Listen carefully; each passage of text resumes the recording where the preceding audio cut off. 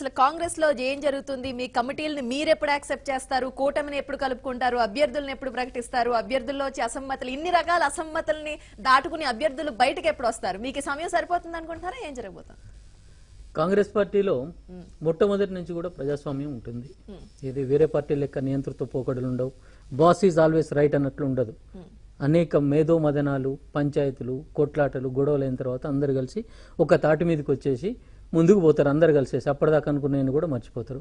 ఇది కూడా అట్లాంటిదే, టీ కప్పుల తుఫాన్. కానీ రాజగోపాల్ రెడ్డి చెప్తున్నారు 2014లో ఓటమికి అధిష్టాన నిర్ణయాలే కారణం, మరోసారి అదే జరగబోతోందని చెప్తున్నారు. ఎస్, ఆయన అంటే ఒక జిల్లాకి ప్రాతినిధ్యం వహిస్తున్నటువంటి వ్యక్తిగా ఆయన యొక్క ఆలోచనలు ఆ విధంగా ఉన్నాయి కాబట్టి ఆ విధంగా చెప్పారు. అదే అంటున్నా కదా, ఎక్స్ప్రెషన్ ఆఫ్ ఇది స్పీచ్ అనేది ఇక్కడ మా దగ్గర ఎక్స్ప్రెషన్ కి బాగా ఇంపార్టెన్స్ ఎక్కువ ఉంటుంది. అందుకని ఈ రోజున ఆజాద్ గారి దగ్గర నిలబడి మాట్లాడగలిగినారు. బయటికి బాహాటంగా రాహుల్ గాంధీ గారు చెప్పినా కానీ, ఎవరు కూడా మాట్లాడొద్దు అని చెప్పినా కానీ ఈరోజు మాట్లాడగలుగుతున్నారు నాయకులు. అంటే అది ఒక్కొక్క సందర్భంలో మన జి వెంకట స్వామి గారు సోనియా గాంధీ గారిని విమర్శించారు ఆమె ఏఐసిసి అధ్యక్షురాలు ఉన్నప్పుడు. అంటే ఏ పార్టీలన్నా సాధ్యమవుతుంది? అది కాంగ్రెస్ పార్టీకే సొంతం. ఈ విధంగా చేసినప్పుడు మా నాయకత్వం కూడా ఎస్ మేము చేసింది తప్ప ఉప్ప అని చెప్పేసి పునరాలోచించుకొని దాని మీద ఏమైనా మార్పులు చేర్పులు ఉంటే దాన్ని స్వాగతించి వాళ్ళ యొక్క సలహాలని, సూచనలు కానీ, విమర్శలను కానీ స్వీకరించి తద్వారా ఏంది కార్యాచరణ అన్నది మళ్ళీ అందరితో చర్చించి సరైనటువంటి నిర్ణయం తీసుకునే అవకాశం ఉన్నటువంటి ఏకైక మాకు టైం అన్నది. అంటే ఇది ఎలక్ట్రానిక్ యుగం. ఇది టైం అన్నది ఇదివరకు లెక్క అడిగి పోవాలి, సంచిలో కాగితాలు పట్టుకొని మళ్ళీ ఆడ అప్రూవ్ చేయించుకొని రావాలన్నది కాదు. మొత్తం అంతా ఆన్లైన్ ఉన్నది, ఫ్యాక్సులు, ఈమెయిల్స్ ఇవన్నీ ఉన్నాయి కాబట్టి ఈ టైం అనేది ఓకే. ఇంతవరకు అసలు ఎలక్షన్లదే ఒక క్లారిటీ లేదు. ఎలక్షన్ల షెడ్యూల్ ఎప్పుడైతుంది, ఈ ఎలక్షన్ కమిషన్ ఎన్నికలు ఎప్పుడు పెడుతుంది, దానికి ముందర అసలు ఓటర్ల లిస్ట్ ఫైనల్ ఎప్పుడు చేస్తారు, వీటి మీదనే క్లారిటీ లేదు. దానికి సంబంధించి రిట్ పిటిషన్ ఒకటి హైకోర్టులో పెండింగ్ ఉంది. మరి ఇవన్నీ ఉన్నప్పుడు మీడియా వాళ్ళు, ఇంకా ఉత్సాహవంతులైన కొన్ని పార్టీల వాళ్ళు, అంటే అధికార పార్టీలు ఉన్న వాళ్ళు ఏ ఎలక్షన్ వస్తానని చెప్పేసి ఆడ అలజడి సృష్టించినట్లు లేకుంటే తొందరపాటుతనంతో అత్యుత్సాహం చూపిస్తుంటే దాన్ని పట్టించుకొని అదే నిజం అని చెప్పేసి మేము భ్రమపడాల్సిన అవసరం లేదు. మాకు ఆ సమయం ఎంత విలువైంది తెలుసు, ఏ సమయంలో ఏ విధంగా ముందుకు పోవాలన్నది తెలుసు, మా కమిటీలను ఏ విధంగా చేసుకోవాలన్నది తెలుసు, ఎవరి ఇంపార్టెన్స్ ఏదన్నది కూడా మాకు పూర్తి స్థాయిలో మా అధిష్టానానికి తెలుసు, మా నాయకత్వానికి తెలుసు. ఇక్కడ సలహా సూచనలు పోతుంది. కాకపోతే ఏదేమైనప్పటికీ కూడా సరే, ఈ నాయకులు ఆరోపిస్తున్నట్టు కొన్ని తప్పులు ఒప్పిదులు ఉన్నట్లయితే వాళ్ళు కూడా ఈ రోజు కాకుండా కొంతమంది నాయకులు విమర్శిస్తారు, ఈ రోజు ఇట్లుంది అట్లుంది అని చెప్పేసి ముందలనే చేసినట్లయితే వాటన్నిటిని కూడా దృష్టిలో పెట్టుకొని మా అధిష్టానం సరైన నిర్ణయం తీసుకొని ఈ కమిటీలలో కూర్పులు చేసేటప్పుడు ఏ విధమైనటువంటి పరిస్థితులను మనం దృష్టిలో పెట్టుకొని చేయాలని చెప్పేసి ఆలోచించేది. ఇప్పటికేనేం కాదు, సరే ఒకళ్ళిద్దరు విమర్శించినప్పటికీ, అసంతృప్తిగా ఉన్నప్పటికీ కూడా అన్ని కూడా ప్రాపర్ గా రిలీజ్ అయిపోయినాయి, ఏకకాలంలో రిలీజ్ అయిపోయినాయి. అందరూ ఆల్రెడీ ఎవరి కార్యక్రమాలు వాళ్ళు ఏ విధంగా చేయాలని చెప్పేసి ప్లాన్ చేస్తున్నారు. దీనికి సంబంధించి భయపడాల్సిన అవసరం లేదు. కాంగ్రెస్ పార్టీ అనేది ఒకటి గుర్తుపెట్టుకోండి, వ్యక్తి మీద ఉండే పార్టీ కాదు. కాంగ్రెస్ పార్టీతోనే వ్యక్తి లీడర్ అవుతాడు తప్పితే వ్యక్తులతోనే కాంగ్రెస్ పార్టీ బతకదు ఎప్పుడు కూడా. ఏవి ఇప్పుడు ఉదాహరణ చెప్తున్నా, మా సోనియా గాంధీ గారు లేకున్నా వేరే వాళ్ళ అధ్యక్షురాలు ఉన్నా కానీ మా పార్టీ అనేది స్ట్రెంత్ అయి ఉంటుంది తప్పితే, ఎందుకంటే సోనియా గాంధీ గారు లేనప్పుడు కూడా కాంగ్రెస్ పార్టీ అధికారంలోకి వచ్చింది, బతికి బయట కట్టింది, మంచి అఖండ విజయాన్ని సాధించింది. కాబట్టి పార్టీకి వ్యక్తులు ముఖ్యం కాదు, వ్యక్తులకే పార్టీలు ముఖ్యం అన్నది నాయకులు గుర్తుపెట్టుకోవాలి. అధిష్టానానికి కూడా ఆ విషయం తెలుసు. కాబట్టి మీరు ఆవేదన చెందొద్దు, మేము చాలా సంతోషంగా ఉన్నాం. Okay, right. నరసయ్య గౌడ్ గారు, ఇంతకు ముందు రాజగోపాల్ రెడ్డి గారు ఒక మాట అన్నారు, కేసీఆర్ పై చాలా పెద్ద ఎత్తున వ్యతిరేకత ఉంది, తెలంగాణను ఇచ్చిన కాంగ్రెస్ పార్టీ అధికారంలోకి రాకపోవడానికి అధిష్టానం తీసుకుంటున్న నిర్ణయాలే కారణం. ఇప్పుడు కూడా ప్రజల్లో చాలా వ్యతిరేకత ఉంది కేసీఆర్ పై, కానీ వీటన్నిటిని ఉపయోగించుకోలేకపోవడానికి కారణం కేవలం అసమర్థతే అన్నట్టుగా కూడా రాజగోపాల్ రెడ్డి మాట్లాడారు. రాజగోపాల్ రెడ్డి కామెంటరీ. రాజగోపాల్ రెడ్డి, ఇప్పుడు కాంగ్రెస్ పార్టీలో మీరు కళ్ళారా చూస్తున్నారు, ప్రజలు చూస్తున్నారు. కమిటీల దగ్గరనే పెద్ద కన్ఫ్యూషను. కమిటీలో సాక్షాత్తు టీఆర్ఎస్ పార్టీలో చేరిన సురేష్ రెడ్డి మాజీ స్పీకర్ గారినే కమిటీలో మెంబర్ ఇచ్చిందంటే ఢిల్లీ మరియు గల్లీ కాంగ్రెస్ మధ్యలో ఉన్నటువంటి సమన్వయం చాలా స్పష్టంగా కనిపిస్తుంది. కమిటీ ఏర్పడిన తర్వాత వారి పార్టీ నాయకుల మాటలు చూస్తుంటే ముందు ప్రజలు సరే కేసీఆర్ మీద వ్యతిరేకత అనేది ఖచ్చితంగా ఉన్నది. ఎవరికి ఉన్నది? పవర్లోకి రావాలనే తపంతో ఉన్నటువంటి కాంగ్రెస్ పార్టీ నాయకులకు చాలా వ్యతిరేకత ఉంది. నిజంగా అంత వ్యతిరేకత ఉంటే డెఫినెట్లీ తొందరగా ముందస్తు ఎన్నికలు పెట్టినప్పుడు కుంటి సాకులు చెప్పకుండా, దాటవేయకుండా ఆహ్వానించి ముందుకెళ్లాల్సిన అవసరం ఉంటుంది. కానీ ఒకళ్ళు ఎస్, ఒకళ్ళు నో, ఒకళ్ళు కోర్టుకు. ఇప్పుడు ఏంటంటే గాంధీ భవన్ కి ఎక్స్టెన్షన్ ఆఫీసు కోర్టు హైకోర్టు అయిపోయింది, తర్వాత సుప్రీంకోర్టు అయిపోయింది. ఎందుకంటే వాళ్ళు ప్రజల దగ్గర ఉండి రాజకీయం చేసుకోవటం మర్చిపోయారు, కేవలం కేసీఆర్ టార్గెట్ చేసుకోవటం చేస్తున్నారు. మొదలు ఇంట్లో గెలిచి రచ్చ గెలవాలి. తెలంగాణ మీరు కూడా ఎక్కువ కాంగ్రెస్ పార్టీ అసమర్థత పైన ఎక్కువగా ఆధారపడి ఉన్నారు. మేము అసమర్థత ఆధారపడలేదు, వారి పనితరం గురించి ప్రజలకు వాళ్లే చూపెట్టుకుంటున్నారు. ఏమన్నా పొరపాటున రేపు ఏమన్నా 1-2 ఓట్లు వేసినా కూడా ఇది జరగబోతుంది. కమిటీల దగ్గరనే ఒక స్పష్టత లేదు. సాక్షాత్తు ఒక సీనియర్ ఎవరో మా అనామకులు కూడా కాదు, ఓ మాజీ స్పీకర్, మాజీ మంత్రి, ఓ సీనియర్ నాయకుడు టీఆర్ఎస్ పార్టీ చేరితే ఆ సమాచారం కూడా గల్లీ నుంచి ఢిల్లీకి లేదు. అలాంటిది ఉంటే ఆ పనితీరు ఉంటుంది. రేపు తెలంగాణ రాష్ట్రానికి వీరు ఎట్టి పరిస్థితుల్లో అభివృద్ధికి సంబంధించిన అంశాల్లో ఈ యొక్క కుమ్ములాటలు ఇలానే సాగుతాయి కాబట్టి అంతిమంగా ప్రజలు డిసైడ్ చేసుకున్నారు. జరిగినటువంటి పనులు, జరగవలసిన పనులు తెలంగాణ రాష్ట్రాన్ని ఇంకా చేసేవి చాలా ఉన్నాయి కాబట్టి, పెండింగ్ ఉన్నాయి, ఇన్కంప్లీట్ ఉన్నాయి, కొన్ని సెమీ కంప్లీట్ ఉన్నాయి కాబట్టి 100లో 100% కేసీఆర్కి మళ్ళా పట్టం కట్టడానికి తెలంగాణ ప్రజలు సిద్ధంగా ఉంది. But at the same time రాజకీయాల్లో ఉన్నప్పుడు డెఫినెట్లీ ప్రతిపక్షం ఉంటుంది, వాళ్ళు పవర్లో రావాలని కోరుకుంటారు. డెఫినెట్లీ ఇంతవరకు మీరు చూస్తే ఏంటంటే విశేషం ఏంటంటే కూటమిలో, సెమీ కూటమిలో, పావు కూటమిలో, ఏ కూటమిలో కానీ ఓ స్పష్టత అంటూ లేదు.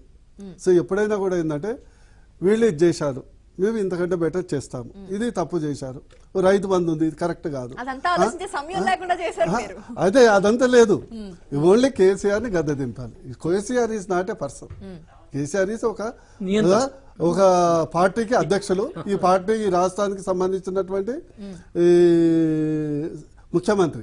అండ్ కేసీఆర్ ఎంత అంటుంది కదా, సాక్షాత్తు వారి యొక్క క్యారెక్టర్ వల్ల ఈ రోజు తెలంగాణ రాష్ట్రంలో కూర్చుందాం. లేకుంటే ఈ రోజు కేసీఆర్ లేకుండా ఇట్లా చాలా మంది వాళ్ళ పదవులు రానప్పుడు తెలంగాణని కాడెత్తుకున్నారు, పదవులు రాగానే కాడెత్తేసినటువంటి సందర్భాలు గత 60 సంవత్సరాలు అనేక సార్లు కాంగ్రెస్ పార్టీని చూసాం. ఈ రోజు సాక్షాత్తు రాహుల్ గాంధీ ఏం చెప్తున్నారు, తెలంగాణ రాష్ట్రానికి అడ్డుపడే విధంగా, అభివృద్ధికి ఆటంక విధంగా ఖచ్చితంగా స్పెషల్ స్టేటస్ ఇస్తాం జరుగుతుంది. పక్క రాష్ట్రానికి మనం మేలు చేస్తే పర్వాలేదు, అది మా రాష్ట్రానికి కీడు చేస్తే ఖచ్చితంగా సహించాం. అది 100లో 100% రేపు ప్రజల్లో మీద తీసుకోబోతుంది. ఆ మాత్రం కూడా అవగాహన లేదు. ప్రాబ్లం ఏంటంటే పవర్లో ఎవరైనా పార్టీలు అనేది శాశ్వతం కాదు, తెలంగాణ శాశ్వతం, తెలంగాణ ప్రజలు శాశ్వతం. బట్ మన తాత్కాలిక ప్రయోజనాల కొరకు తెలంగాణని ఇదివరకు నెహ్రూ టైంలో అట్లనే మనకు తెలంగాణని బొందబెట్టేసి వద్దన్నా కూడా కలిపిండ్రు. తర్వాత 610 జీవో అనేది పెద్ద మనుషులు ఏది తీసుకున్నా కూడా అంతిమంగా చరిత్ర తీసుకుంటే Congress has become a villain for the Telangana people. ఈ రోజు కొన్ని వాళ్ళు చేసే వాక్యాలు డెఫినెట్లీ టీఆర్ఎస్ ని ఎండగట్టొచ్చు, ముఖ్యమంత్రి ఎండగొచ్చు, మమ్మల్ని ఎండగట్టొచ్చు, వాళ్ళు మంచిగా కానీ but if you are going to do something which can harm the Telangana, మేము మాత్రం తెలంగాణ ప్రజలు మాత్రం ఊరుకునే పరిస్థితి లేరు. రైట్. కల్లూరు శ్రీనివాసరెడ్డి గారు, ఇప్పుడు ఈ కమిటీల తర్వాత వస్తున్న ఈ వాద ప్రతివాదనలు ప్లస్ ఆర్ మైనస్ పూర్తిగా మార్చే అవకాశం ఉందంటారా, ఏం చెప్తారు? ఒకటి ఏంటంటే తెలంగాణ రాష్ట్రం ఏర్పడ్డ తర్వాత టీఆర్ఎస్ ప్రభుత్వం అధికారంలోకి వచ్చిన తర్వాత ఒక పొలిటికల్ సీన్ తెలంగాణలో పూర్తిగా మారిపోయింది. ఆ మారిపోయిన పొలిటికల్ సీన్ ప్రకారంగా కాంగ్రెస్ పార్టీ మారలేదు. అది ఇక్కడ సమస్య ఉంది. ఆ సమస్య మనం 1952 నుంచి ఈ రోజు వరకు చూస్తూనే ఉన్నాం, కానీ మార్పు రాలేదు. సరే, కాంగ్రెస్ పార్టీది ఏకపక్ష రూల్గా మనకు దాదాపు 80 వరకు చూసుకున్నాం. 80 తర్వాత తెలుగుదేశం పుట్టిన తర్వాత ఒక ప్రతిపక్షం ఉండడం, కాంగ్రెస్ ఉండడం, తెలుగుదేశం ఉండడం జరుగుతూ వచ్చింది. అది సరే. ఎనీహౌ ఇప్పుడు తెలంగాణ వచ్చిన తర్వాత కూడా తెలంగాణలో ఒక బలమైన ప్రాంతీయ పార్టీ స్థిరపడిపోయిన తర్వాత ఆ పార్టీ నడవడిని బట్టి, ఆ పార్టీ నాయకత్వాన్ని బట్టి యువతల పార్టీ కూడా అట్లా తయారు కావాలి. ఆ సెన్స్లో కాంగ్రెస్ పార్టీ ఈ 4.5 yearsలో పనిచేసిందని మనం అనుకోలేదు.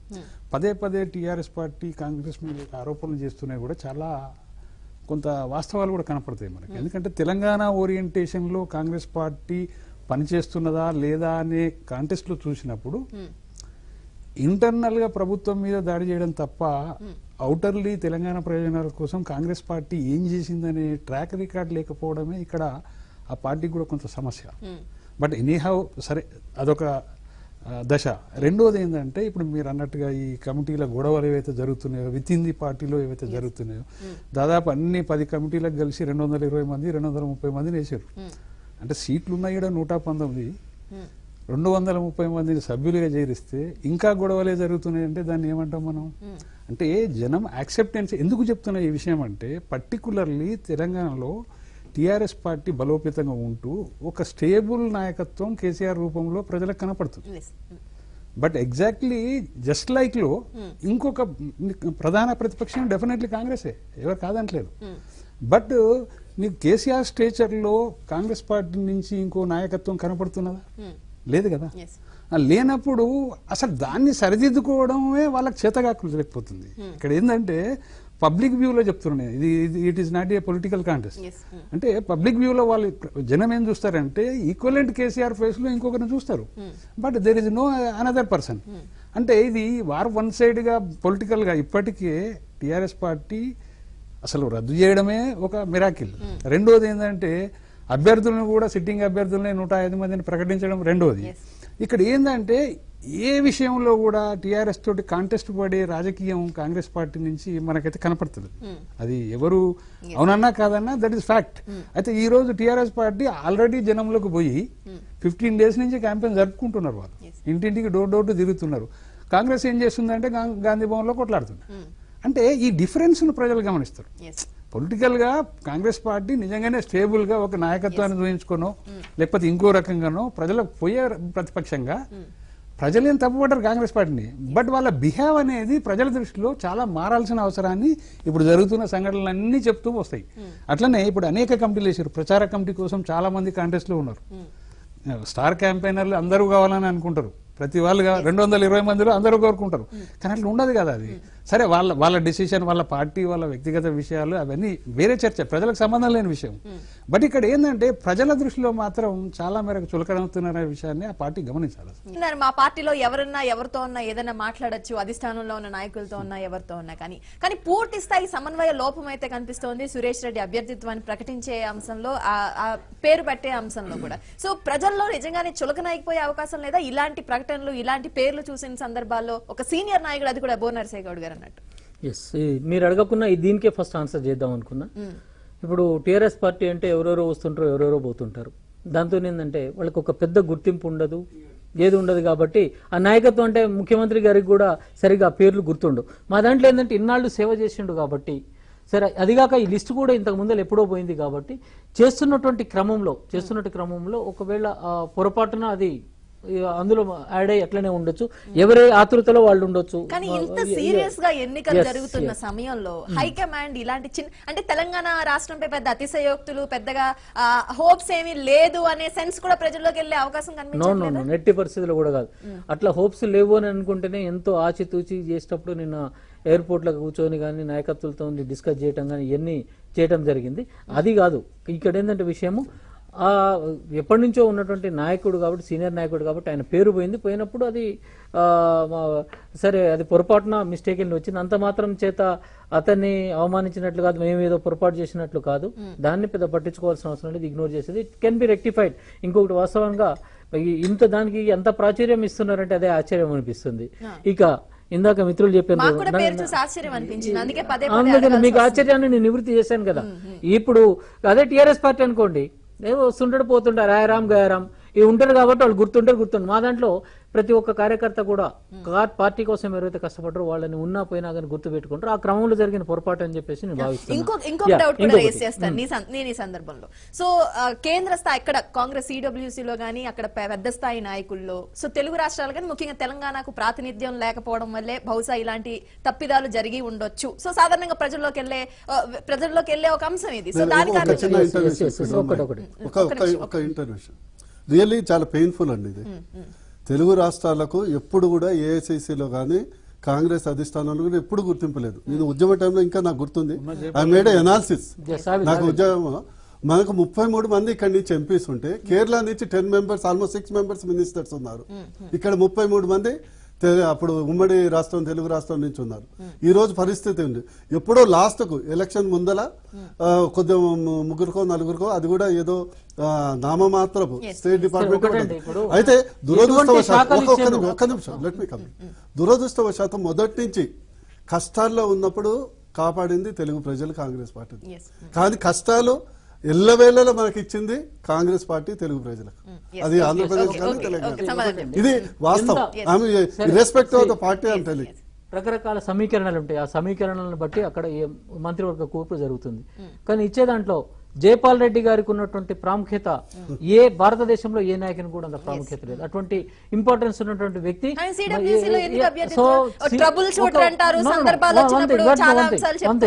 తెలంగాణకి అడుగడుగున అందరు అడ్డం పడుతుంటే ఒక చక్రాన్ని అడ్డం పెట్టేసి ఎక్కడికక్కడ ఈ అడ్డంకులన్నింటిని కూడా తొలగించింది జైపాల్ రెడ్డి గారు. అటువంటి ఇంపార్టెన్స్ ఉన్నటువంటి వ్యక్తి మన తెలంగాణ వాడు కావటం మనం గర్వించదగ్గ విషయం. అటువంటి వ్యక్తికి ఇచ్చినటువంటి శాఖలు కానివ్వండి, ఆయనకి ఇచ్చినటువంటి ఇంపార్టెన్స్ కానివ్వండి, అది మన తెలుగు ప్రజల మీద ఉన్నటువంటి గౌరవాన్ని కాదు. రెండవది, సోనియా గాంధీ గారు, నువ్వు ఆగన్నా నువ్వు ఆగు రాగు, సోనియా గాంధీ గారు కరీంనగర్ సభలో తెలంగాణ ఇస్తానని చెప్పేసి అన్నారు. తెలంగాణ మీద కానివ్వండి, తెలుగు ప్రజల మీద కానివ్వండి ఉన్న కమిట్మెంట్ కానీ, గౌరవం కానీ మాట తప్పుతున్నటువంటి క్రమంలో తెలంగాణ ఇచ్చి సాకారం చేస్తే వేరే వాళ్ళు క్యారీ ఫార్వర్డ్ చేస్తారు. దాన్ని ఏమని మేము ఇచ్చినామని చెప్పేసి. అయితే ఇక ఇది వారి ప్రశ్నలు, మిత్రుల ప్రశ్నలకి ఆన్సర్స్. దెన్ ఇప్పుడు ముందస్తు ఎన్నికల గురించి, పెండింగ్ పనుల గురించి బ్రహ్మాండంగా చెప్పారు. ఇప్పుడు టీఆర్ఎస్ పార్టీ ముందస్తు ఎన్నికలు ఎందుకు పెడుతుందంటే డైవర్ట్ కాదు, చర్చ. ఒక్క నిమిషంలో చెప్తా. 9 నెలల కాలం ఇంకున్నది విలువైన సమయం. ఈ 9 నెలల కాలంలో మీరు చేయాలంటే ఎన్నో పనులు చేయొచ్చు. మరి ఎందుకు పోతుంటాయి ముందరికి? ఎందుకు అంటే వాళ్ళు అడిగినారు కాబట్టి చెప్తున్నా. అడిగినరు కాబట్టి మేము మునగాళ్ళమని జబ్బలు తెరుచుకుంటున్నారు కాబట్టి చెప్పాల్సి వస్తుంది. ఇప్పుడు మీరు చేసేది ఏంటంటే మీ పార్టీ రోజు రోజుకి దిగజారుతుంది కాబట్టి ఇంకా ముందలికి పోతే మన ప్రగతి నివేదన సభ లెక్కనే మన ఓట్ల పరిస్థితి కూడా అవుతుందని చెప్పేసి భయానికి మీరు పోతున్నారు. దాంట్లో కూడా ఒక క్లారిటీ లేకుండా ఇక అవగాహన గురించి, మా పార్టీ గురించి ఇంత ముందర చెప్పినా మళ్ళీ కూడా చెప్తున్నా, మీ పని మీరు చూసుకోండి. మీ ప్రచారానికి మీరు పోతారు. ఎందుకు పోతారంటే మీకు ప్రజల్లో తీవ్రమైనటువంటి వ్యతిరేకత ఉంది. దాన్ని అంతా ప్యాసిఫై చేసుకోవడం కోసము మీకు ఎక్కువ సమయం పడుతుంది కాబట్టి మీరు పోవాల్సిన అవసరం ఉంది. మీరు చేసుకోండి. మీరు ఎంత చేసినా తెలంగాణ ప్రజలందరూ కూడా నవ్వుకుంటున్నారు. 4.5 ఏళ్లు నువ్వు చేసింది ఏంది, ఎలగబెట్టింది 2.5 లక్షల అప్పును తీసుకొచ్చి తెలంగాణ నెత్తి మీద నువ్వు ఇప్పుడు నువ్వు వచ్చేసి ఓట్లు అడుగుతున్నావా? సరే మంచిదని చెప్పేసి వాళ్ళు మంచి సిద్ధంగానే ఉన్నారు, బడిత పట్టుకొని సిద్ధంగా ఉన్నారు ఎలక్షన్లలో ఓడగొట్టడానికి. దాని గురించి మాకు భయం అనేది లేదు. ఇక కేసీఆర్ లాంటి నాయకులు అని చెప్పేసి ఆయన ఎదుర్కోవటానికి ధీటుగా సమర్థవంతమైన నాయకులు అని చెప్పేసి అంటారు. మా పార్టీలో ఉండరు అటువంటి నాయకులు. ఎందుకంటే నియంత్రణతో పోకడలకు మా పార్టీలో స్థానం లేదు. ఆర్థిక క్రమశిక్షణ లేకుండా ఉండే నాయకులకి మా దాంట్లో స్థానం లేదు.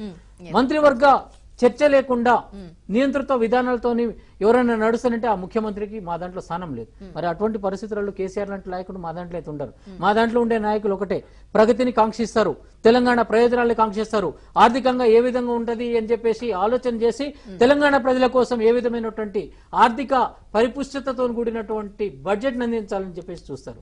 ఇక ఆంధ్ర విషయానికి వస్తున్న స్పెషల్ స్టేటస్ గురించి మాట్లాడుతున్నారు. సరే మంచిది, మేము మీరు అంటున్నట్లు ఆంధ్రాకి స్పెషల్ స్టేటస్ అనేది తెలంగాణ ప్రయోజనాలను డిఫీట్ చేసి ఇవ్వడానికి ప్రయత్నం చేస్తుంటే దానికి సమర్థిస్తున్నామని అంటున్నారు. సరే అది ఇచ్చేది పోయేది బీజేపీ వాళ్ళు, మేము పెట్టినాం అందరూ వాస్తవమే. మరి బడ్జెట్ పెట్టేటప్పుడు మీ కవిత గారు ఎయిమ్స్ రాకున్నా, కోచ్ ఫ్యాక్టరీ రాకున్నా, ఇక్కడ ఏం రాకున్నా గానీ కవితమ్మ లేసి చెప్పింది కదా ఆంధ్రాకి స్పెషల్ స్టేటస్ ఇవ్వలేదని చెప్పేసి అన్యాయం జరుగుతుందని. ఎందుకు మీ నాయకురాలు ఎందుకు చెప్పింది? మీ సహచర ఎంపీ ఎందుకు చెప్పింది? అక్కడ మీరు ఎందుకు ప్రశ్నించలేదు? అంటే ఆంధ్రప్రదేశ్కి అన్యాయం జరుగుతుందని ఆ రోజు చెప్పొచ్చు. మేము ఆంధ్రప్రదేశ్ కి స్పెషల్ స్టేటస్ ఇస్తారంటున్నాం, మీరు కూడా ఇవ్వాలని చెప్పేసి మేము దాన్ని సమర్థిస్తే తెలంగాణ ప్రయోజనాలకి ఆటంకం కలిగే విధంగా ఆంధ్రకు సపోర్ట్ చేస్తున్నట్టు దుష్ప్రచారం చేస్తారు. ఇదేనా మీ నైజం?